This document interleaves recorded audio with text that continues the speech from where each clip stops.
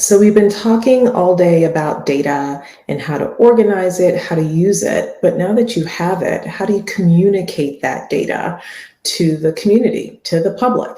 And we have Jonathan Williams, who is an applied data science lead in our public sector team, to help explain that to us and make sure that we have the tools and resources to communicate data. Please place any of your questions in the chat and we will make sure that we get to those at the end of this session. So with that, Jonathan, take it away. Thank you so much, Patrice. So welcome, everybody. I do want to talk to you about how we communicate data to the public. If you're in local or federal government, you have a responsibility not only to your stakeholders internally within your governments, but to the public at large. So I just want to give you a few pointers, ways that you might be able to sort of elevate the level of communication. But on the other hand, if you have places you want to press back or comment or question, I would be very interested in hearing what you have to say in the comments. I'm going to start off with a quick introduction. I'm going to try to motivate this problem by talking about the costs of poor communication. We're going to go over 3 different lessons about transparency, narrative, and simplicity. And if we have time, I'm going to end with a quick example of putting those practices into work. All right, let's get started. So who am I? Why am I here? I'm an applied data science lead for Civis's government sector work. I work with a variety of local and some federal clients of ours, helping with our consulting services projects. I also teach at the University of Chicago in a Master's of Science and Analytics program, and I have been an expert witness in litigation consulting, mostly for the financial sector. So through all these experiences, I've developed some points of view, let's say, on how we communicate data to others, particularly to a sort of a lay audience with skill, training, education of their own, but perhaps not so much familiarity with data concepts. I do want to highlight that I myself am not a government employee. I put an asterisk next to this because I've signed 2 contracts that require me to aver that I've never been an employee of the Department of Homeland Security. And I'm not a communications professional, although communications is part of what I do. So I want you to take what you learned from me and stack it up against what you hear from people in government, people in comms, and get a broader picture on this. I'm going to contribute perhaps one piece of the puzzle. So who are you? I'm expecting that I'm talking to people within government who often have to talk to a stakeholder audience of their own, managers, mayors, council members, but occasionally also have to message out to the public to tell people what's going on, to inform people or persuade people. Those are 2 different challenges.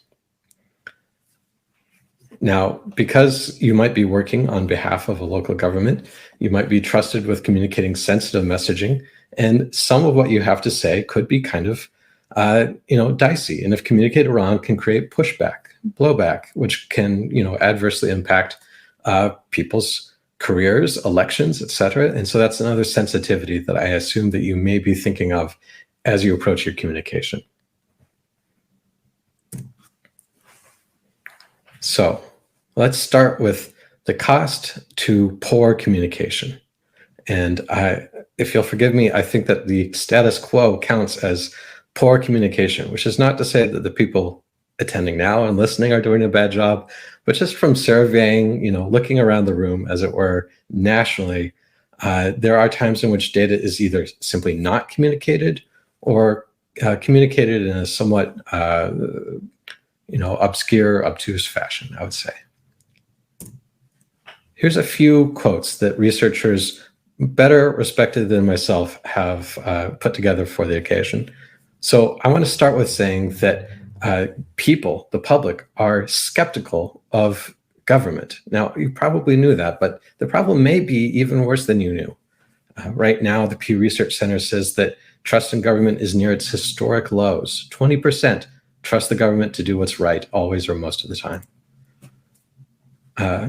70% or 68%, I should say, of US adults are saying that made up news and information are greatly affecting our confidence in government institutions. And that in turn can also erode our trust in each other. And 1/4 of Americans fully distrust the economic data reported by the federal government, just refuse to accept it. So your audiences are increasingly skeptical of either your intentions or your ability, which is a scary place to be in.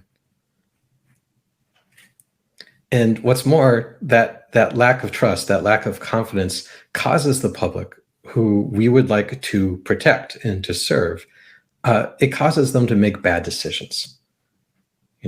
So for example, people who had heard misinformation about COVID-19 are less likely to wear a mask out in the street and in the world. Communication is not just between government and the public, but can also be between, say, federal government and local government. And here's a story from Bloomberg Government very recently about how miscommunications between the federal government and the state caused states to make bad decisions about buying up vaccine amounts or publicizing where and when vaccines would become available. And then finally, I have a statistic from the Pew Research Center, which said that those who were less politically aware of what was going on were more likely to knowingly share made up news to other people, sort of increasing the misinformation or the lack of awareness of what's really going on. So communicating data, communicating facts to the public is incredibly important. And right now we're kind of at a little bit of a nadir in terms of historically how people perceive communications from the government.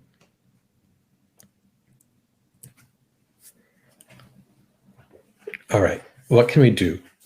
I have 3 lessons, the simple lessons that I want to push.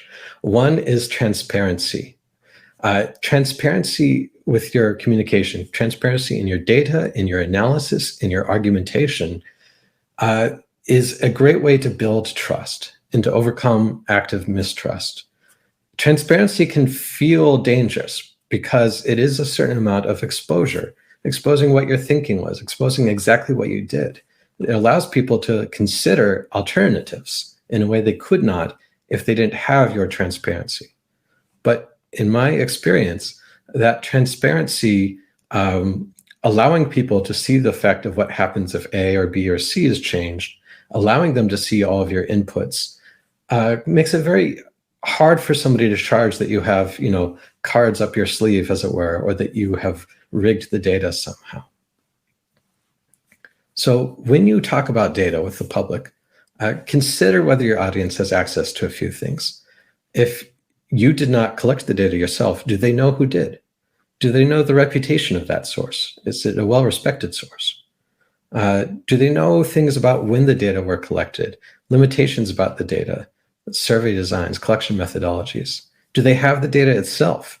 In some cases, I acknowledge data can't be shared with the public because it contains sensitive information, identifying information, medical records. These things can't be shared openly. But in other cases, the underlying data sources can be, and therefore ought to be, I would say, shared with the public. I have a small example for you in the picture at right. It's from a methodological appendix to a data site, a data website on commuters in DC, about how Washington, DC residents and those in the broader metro area get to and from work. And this is just one small snapshot for a single variable, a single measure, the commute time. And it contains all this information about where the data came from, how things were coded, what methodologies were used. It really opens it up. And it's stored, this is just one small bit of it, in an appendix to a broader website. The website is beautiful. It won several awards. Here's a snapshot of it. This is just a screen grab. It's a great website for exploring mobility, residents' mobility within the District of Columbia. But when you look at this website, it's so pretty and elegant, you might notice there's no sense of what exactly is this information? Where did it come from? How is it collected? What processing was applied? Because people don't see any of that, they might not be sure whether they can trust this kind of a website, which is why that technical appendix I was showing you can be so helpful. So here I've been talking about transparency in your data. Let me talk about the next step for transparency, in my opinion. Transparency in your analysis. When you analyze the data, when you summarize it, when you create models or predictive models, you're doing an analysis, and people deserve the same level of transparency, if possible, understanding that there are legitimate privacy concerns. Some governments have done a great job of showing how their analysis worked. They, for example, can put all of their code up on GitHub or another publicly accessible place for the public to tear it apart, to take a look at it, to tease apart, write their own code if they want. On the right side of the screen, I'm showing you a screen grab from a GitHub repository for the city of Chicago, which has a project for identifying, for predicting where the water quality might be sufficiently bad that people shouldn't swim in Lake Michigan. On a day-to-day, like creating daily predictions about whether certain beaches may be unsafe for swimming. Not only did the city of Chicago put its entire code base online, showing them how it models it, but it challenged the city residents to do better, to create better predictive models. And if residents can create better predictive models, then these become the new models. It's really a great example of engaging a curious, even skeptical or proud in their own analytical prowess public, and getting them to help out with this broader civic goal of making sure that people don't swim in unsafe waters. I will also say that as a former expert witness, putting together a sort of package for discovery, a production effort of my data, my analysis, etc., was, I found, often a way of insulating myself, because with everything out there in the open, if somebody else wants to make a different conclusion, the burden's on them. They have to bring that same level of disclosure that you did, or else they're the ones that seem like they're arguing not from facts, but just because they have a conclusion that they want to reach. Okay. The last point I want to drive home about transparency is transparency in how you argue or how you persuade, storytelling. You know, one thing that I'm trying to do as I talk to you about all this is I'm going to try to refer to sources that might be more trustworthy than me. A few of you have met me, many of you have not. And I don't have, several books you can check out from the nearby library or a big personal website. So I understand that you might have reservations about trusting me. I link, therefore, to sources I think you do trust. When I pull up examples, I highlight that they are award-winning, that people who know things about such things have said these are the best examples, Backing up my points through appeals to authority, through proper citation, that's a form of transparency in your argumentation, in your persuasive work that will serve you well. And if you're wondering, I include this MC Escher print because I think too often people use appeals to their own authority to support their own authority, the kind of circular reasoning that a lot of dubious or skeptical audiences simply really won't buy.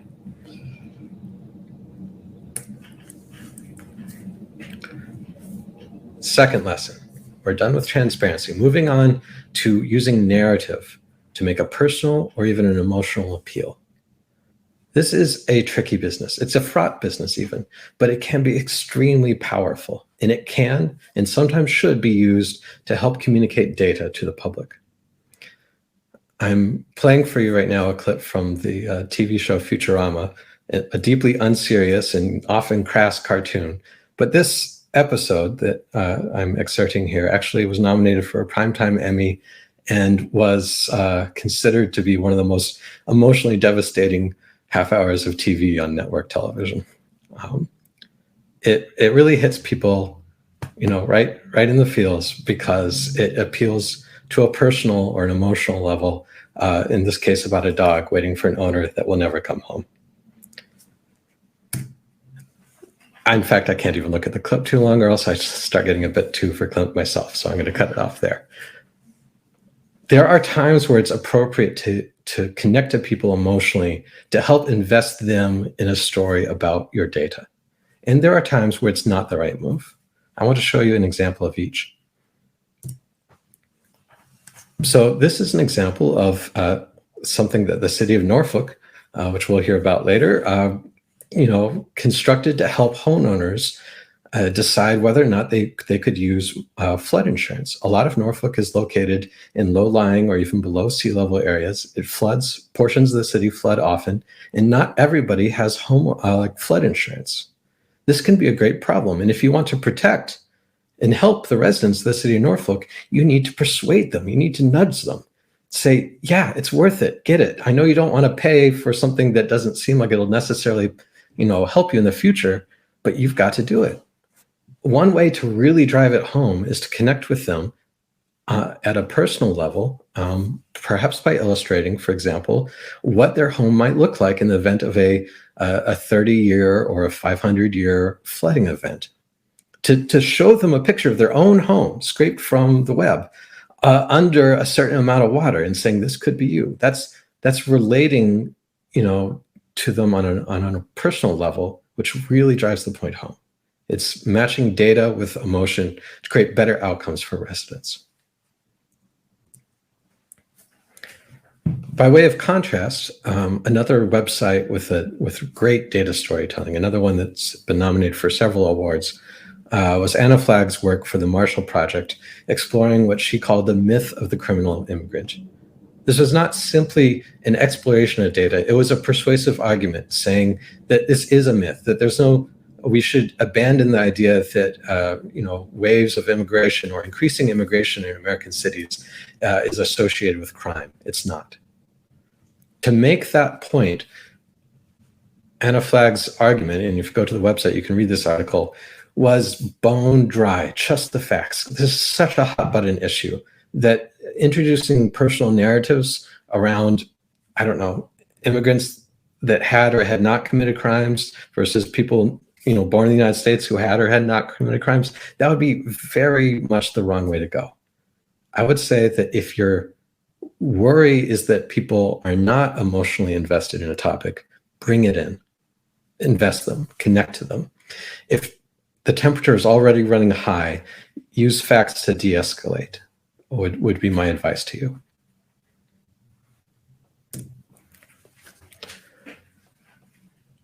My third lesson here is about simplicity. This is the final lesson I want to leave you with. Simplicity as you communicate to the public. And this is not about how many numbers you use after the decimal place, though I suppose that's part of it. It's not about whether you use a linear regression or a more complex neural network. This is about storytelling complexity, about reducing the number of important nouns on the page, the number of actors in your play, the number of vehicles which deliver your knowledge. If you use 7 different types of graph, that's a lot of burden on your audience to figure out 7 different ways of understanding information. Maybe consider 3 types of graphs. It goes to fonts, color selections, defined terms, formatting, keeping everything so smooth that the only variations that they notice are your content. I have an example here, just this photo. It's a simple illustration of the photographic principle of depth of field. When you can see all the detail, both in the foreground and the background, the eye has too much to focus on. You don't see what's being communicated to you, which is this stalk of wheat. By blurring the background, we focus appropriately on what's right in front of us. Do this with your data. Make people focus on what you want them to see and blur all the background. Don't put any bumps in the road for them. I know that we're right up against time, but I have a brief video that I want to show you that will illustrate this principle. This is the Swedish public health servant and educator Hans Rosling. He has a number of videos. I will show you the shortest of his videos I can find, but he does all these things very well. And I think I can pull up this video briefly. 1 second, please.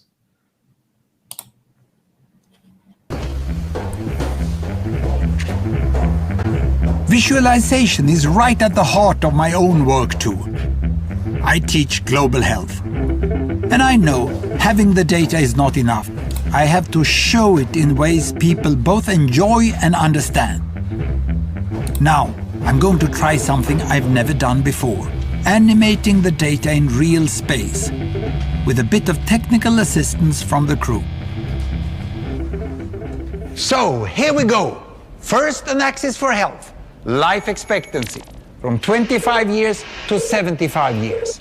And down here, an axis for wealth, income per person, $400, $4,000, and $40,000. So down here is poor and sick, and up here is rich and healthy. Now, I'm going to show you the world 200 years ago, in 1810. Here come all the countries. Europe brown, Asia red, Middle East green, Africa south of Sahara blue, and the Americas yellow. And the size of the country bubbles show the size of the population. And in 1810, it was pretty crowded down there, wasn't it? All countries were sick and poor. Life expectancy were below 40 in all countries. And only UK and the Netherlands were slightly better off, but not much. And now, why start the world? The Industrial Revolution makes countries in Europe and elsewhere move away from the rest. But the colonized countries in Asia and Africa, they are stuck down there. And eventually, the Western countries get healthier and healthier. And now we slow down to show the impact of the First World War and the Spanish flu epidemic. What a catastrophe! And now I speed up through the 1920s and the 1930s. And in spite of the Great Depression, Western countries forge on towards greater wealth and health. Japan and some others try to follow, but most countries stay down here. Now, after the tragedies of the Second World War, we stop a bit to look at the world in 1948. 1948 was a great year. The war was over, Sweden topped the medal table at the Winter Olympics, and I was born. But the differences between Abdullah, the countries of the world was wider than ever. Put a pin in the presentation here, and maybe we can go back to my content. So I'm aware that we have other presentations, and I really encourage you to go ahead and finish that video out on your own time. These slides will be provided, but I want to see if I can help our future presenters and shave a couple of minutes off my own runtime. I will say, however, that already in that half of the video, I think that there were a few important lessons you could see about how Hans Rosling used transparency, narrative, and simplicity. The way he set up his graph was simple. The use of his labeling, how he pointed to the corners and marked them out as poor and unhealthy versus rich and healthy. There was a lot of simplicity going on. There was a lot of transparency too, in that you saw every data point. His data set looks like two variables, average life expectancy and average wealth, plotted over 200 years for about 200 countries. That's a lot of data, but we saw every one of those points on the screen. There was nothing that was hidden from us. We saw essentially every data point as he advanced through the years. So there was nothing hidden. There is a little bit of a sneaky narrative or personal appeal that you did already see. So I want to show you something. Not only did he pepper this with, say, for example, 1948 was the year that he was born, or that when Sweden, his home country, topped the medal charts in the Olympics. That's a form of personal appeal. But he starts this video investing you in his own success, which is a trick that you can take and apply yourself to some success, I believe. He told you he was going to attempt something never done before, a new technology that requires a team to help him. We wanted to cheer him on, if you were like me, at least. And you can make people want to cheer you on in your own work by investing them in your mission through similar tricks. Okay, so I want to call it here. There's many other great presentations to go, but this has been my remarks. And if there's time for questions, I'll take them, or if we need to move on, so we do. Jonathan, you have given us the best homework. That video was amazing, and I think truly encapsulated a lot of what you were saying, and has given some great food for thought. So thank you for not only your presentation, but for sharing something that I'm sure many of us will go and find. With that, we will transition to the next session, which will also include Jonathan, but also include others talking about the lessons that they've learned from building a data science capacity, specifically within the government sector. So we will return in a moment.